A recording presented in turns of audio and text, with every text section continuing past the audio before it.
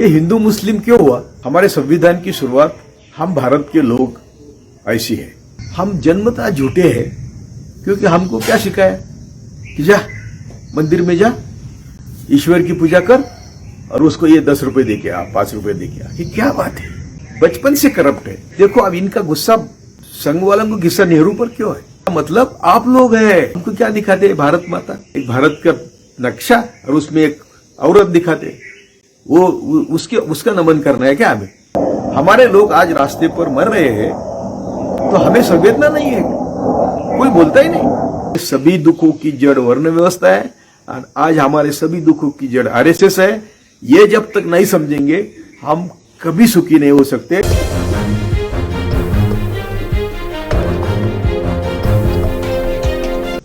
जय भारत। मैंने अभी एक ट्वीट पढ़ा, वो आशुतोष का ट्वीट है। वो बोलते हैं कि 1857 में जब सब हम हिंदू मुस्लिम सब इकट्ठा होके संगठित होके ब्रिटिशों के खिलाफ लड़े तो ब्रिटिशर ने समझा कि इनको विभाजन करना चाहिए, इनका हिंदू मुस्लिम ईसाई जो भी हथकंडे अपना सकते हो ब्रिटिशर ने अपनाए और हम लोगों का विभाजन किया। लेकिन हमारी सोच में एक कमी है या खोट है या अज्ञान है। ये हिंदू मुस्लिम क्यों हुआ? ये हिंदू मुस्लिम ईसाई क्यों हुआ? ये वर्ण व्यवस्था के कारण हुआ और वर्ण व्यवस्था के खिलाफ कोई बोलता ही नहीं। आज इतने लोग रास्ते पर है, हजारों लोग। हमारे संविधान की शुरुआत हम भारत के लोग ऐसी है। तो डॉक्टर बाबा साहब अम्बेडकर ने यह संविधान लिखते समय दुनिया का एक मानवता और मानव पृथ्वी ये सामने रख के कॉन्स्टिट्यूशन लिखा है। ये भारत के लोगों के सामने नहीं रखा है सिर्फ, क्योंकि जब हम सब भारत के लोग, दुनिया के लोग, मानव एक ही है, पृथ्वी एक ही है। अभी जाओ तुम यूरोप में जाओ, अमेरिका में जाओ, वहां सर्वेंट आती है, मेड सर्वेंट काम करने के लिए, वो अपनी खुद की कार लेके आती है और उसको घंटे पर पैसे दिए जाते हैं, $10, $15 एक घंटे। तो डिग्निटी ऑफ लेबर है ना। यदि उसका 1 घंटा से 1 मिनट भी ज्यादा हुआ तो वो निकल जाती है। 1 घंटे में जितना वो रेस्ट नहीं लेती है, वो 1 घंटा में जितना काम हो सके फटाफट कर देती है। हमारे यहां क्या है? आज हजारों लोग रास्ते पर चल रहे। ये लोग कौन है?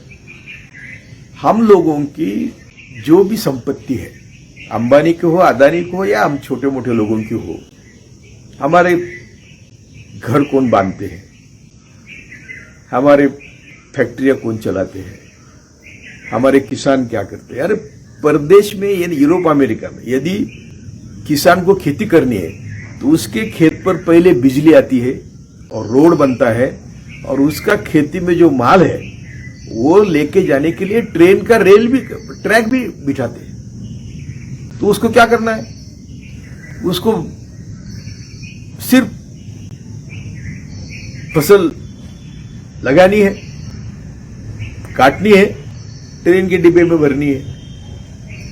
तो डिग्निटी ऑफ लेबर ये हमारे यहां इसकी कोई बात ही नहीं करता। हम जन्मतः झूठे हैं क्योंकि हमको क्या सिखाया कि जा मंदिर में जा, ईश्वर की पूजा कर और उसको ये 10 रुपए दे के आ, 5 रुपए दे के आ। ये क्या बात है?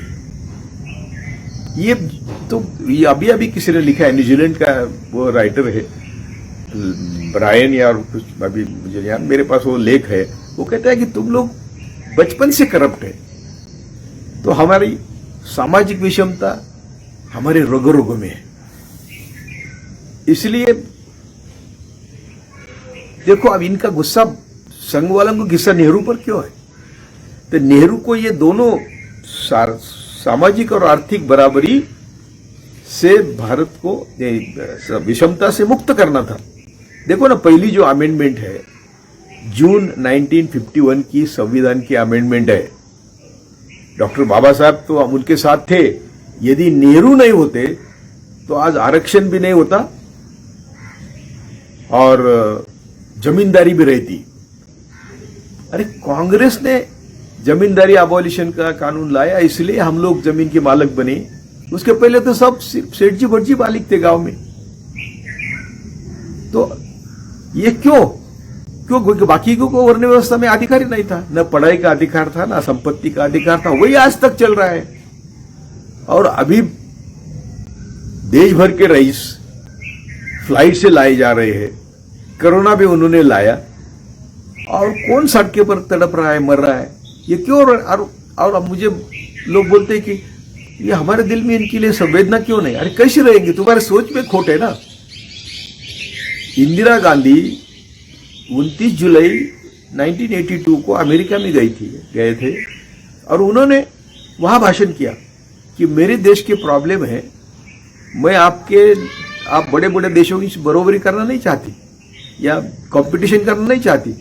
मेरे देश में एक ऐसा बड़ा तबका है कि जिसको बराबरी का दर्जा अभी तक नहीं मिला है।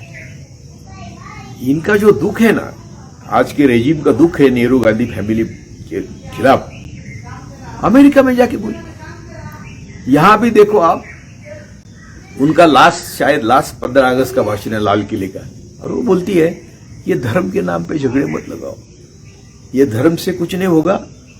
दूसरा वो कहती है कि भारत का मतलब क्या है? भारत का मतलब आप लोग हैं। हमको क्या दिखाते हैं? भारत माता, एक भारत का नक्शा और उसमें एक औरत दिखाते। वो उसका नमन करना है क्या? हमें भारत के लोगों का नमन करना है। तो मुद्दा क्या है? हम जब कहते हैं कि ब्रिटिश ने हमको हमारा विभाजन किया, गलत है। वर्ण व्यवस्था नहीं होती तो कोई मुस्लिम नहीं बनता, कोई ईसाई नहीं बनता। और कौन बने पहले? इसलिए मुस्लिम या ईसाई पहले कौन बने? तो ये जो आज के आर्य भटुकड़े वही बने। 50 साल में ईसाई धर्म भारत में आया, इन्होंने लाया। वो खुद ने वो धर्म स्वीकारा और चर्चेस बिल्ड किए। 630 में इस्लाम धर्म आया भारत में, उन्होंने पहले लाया और उसके भी मस्जिद उन्होंने बनाई। तो संख्या बहुत थी इसलिए चर्चेस बने, संख्या बहुत थी इसलिए मुस्लिम बने। तो कौन थे लीडर? जब भी कोई मुस्लिम आया या मोहम्मद बिन कासिम आया तो क्या लड़ाई करके आया क्या? वो लाया गया। क्यों लाया गया? तो बुद्ध धर्मियों के खत्मा करने के लिए। एक भी हिंदू राजा वो कर नहीं रहा था, क्यों करेगा वो? उसमें क्या बुराई थी? लेकिन वर्ण व्यवस्था को धक्का लगता है बुद्ध धर्म की। तो ये वर्ण व्यवस्था बचाने के लिए हर काम इस देश में, हर काम, मैं किसी के साथ चर्चा करने को तैयार हूं। वर्ण व्यवस्था आबादित रखने के लिए इन आर्यभट्टों ने मुट्ठी भर है, वो जहरीले है। इन्होंने देश के साथ हमेशा गद्दारी करी। ये आरएसएस की स्थापना करी और स्वतंत्र आंदोलन को विरोध किया। क्यों किया? स्वतंत्र आंदोलन क्या चाहता था? किसान का राज चाहता था, गरीबों का राज चाहता था। कांग्रेस की क्या एजेंडा था? इसलिए नेहरू ने 51 में, जून 51 में, अरे मेरा तो एजेंडा अलग है और ये सब कोर्ट, ये हमारे रिजर्वेशन के खिलाफ है, ये जमींदारी के खिलाफ है, तो ये कोर्ट को रोकना पड़ेगा। इसलिए अमेंडमेंट लाया। वो देखो जरा, वो अमेंडमेंट देखो। मुझे मत पूछो कौन सी किताब है। अभी जब मैं कहता हूं कि ईसाई धर्म यहां 50 साल में आया, 50 यानी 5 उधर यीशु ख्रिस्त गए और 50 साल में यह धर्म आया। ईसाई इस्लाम का भी वैसा है, 30 साल में आया, उधर 600 में स्थापित हुआ, 630 में इधर आया। लाया किसने? ये जो हरामजादे आज बोलते हैं कि मुसलमान हमारे शत्रु है, इन्होंने लाया। तो हम सब बहुजन पढ़े लिखे होते हुए भी नादान है समझने में। हमारे लोग आज रास्ते पर मर रहे हैं तो हमें संवेदना नहीं है, कोई बोलता ही नहीं। इसकी जड़ वर्ण व्यवस्था है, ये मैं अकेला बोल रहा हूं। क्यों बोल रहा हूं? तो मैंने अभ्यास किया है। मुझे अभी अभी कोई लिखता है कि हमको किताब बताओ। अरे तुम फुले शाह अम्बेडकर तो पढ़ो, पेरियार तो पढ़ो, पहले ये तो पढ़ो, पहले तो मालूम होगा।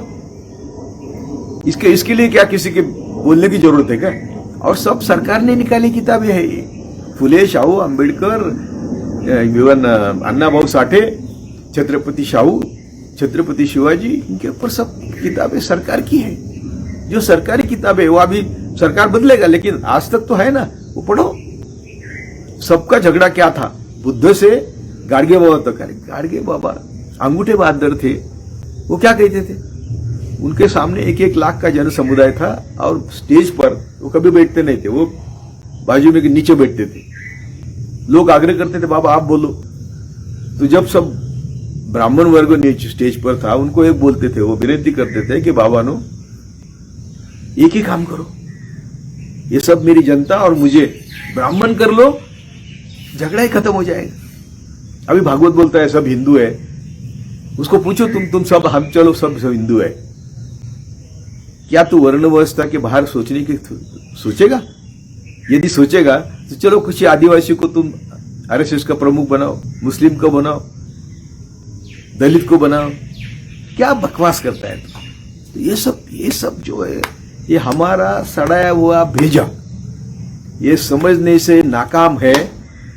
ये सड़ाया हुआ भेजा जब तक हम दुरुस्त नहीं करेंगे हमारी यही हालत रहेगी। हमारे सब जो लोग हैं, देश के मालिक हैं, उनको यहां गुलाम बनाया जा सकता, गुलामी है वो आज भी। तो मैं दूसरी बात करता हूं सभी श्रमिकों को कि आपको क्या लगता है कि शहर में जाके दारू पीने मिलती है, अच्छे कपड़े मिलते हैं, बड़ी सैलरी मिलती है। अरे सब शहर बर्बाद हो गए। हमारे जैसे प्रदूषित शहर दुनिया में नहीं। सपोज दुनिया में एक 20-25 शहर होंगे तो उसमें से 19 हमारे हैं। क्या है उसमें? प्रदूषण है। तो इसलिए आप लोग अभी धारावी में लोग ज्यादा बीमार पड़ रहे हैं। क्यों पड़ रहे हैं? ना वहां लेने के लिए ऑक्सीजन है, ना खाने के लिए अच्छा रोटी कपड़ा मकान है, तो वो बीमार ही पड़ेंगे ना। और मरता कौन है? सब जो भी आपत्ति आती है, बाढ़ आई, आपातकालीन जिसको बोलते हैं कि सूखा आया, या कोई भी नैसर्गिक आपत्ति, कुदरती आपत्ति आती है, तो मरता कौन है? हम ही लोग मरते हैं।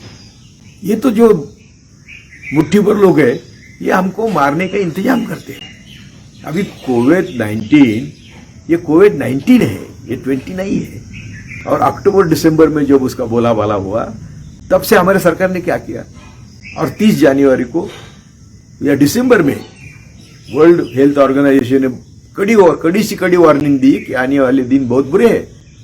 उसके बाद 30 जनवरी को हमारे यहाँ डिटेक्ट हुआ, तो हमने क्या किया आज तक? तो क्यों नहीं करते हम लोग? तो उनको मालूम है कि हम सुरक्षित हैं। तो इसलिए हमारे सभी दुखों की जड़ वर्ण व्यवस्था है, और आज हमारे सभी दुखों की जड़ आरएसएस है। ये जब तक नहीं समझेंगे हम कभी सुखी नहीं हो सकते। जय भारत। चैनल को सब्सक्राइब नहीं किया है तो प्लीज सब्सक्राइब कीजिए और ताज़ा अपडेट पाने के लिए बेल आइकन को दबाना ना भूलें।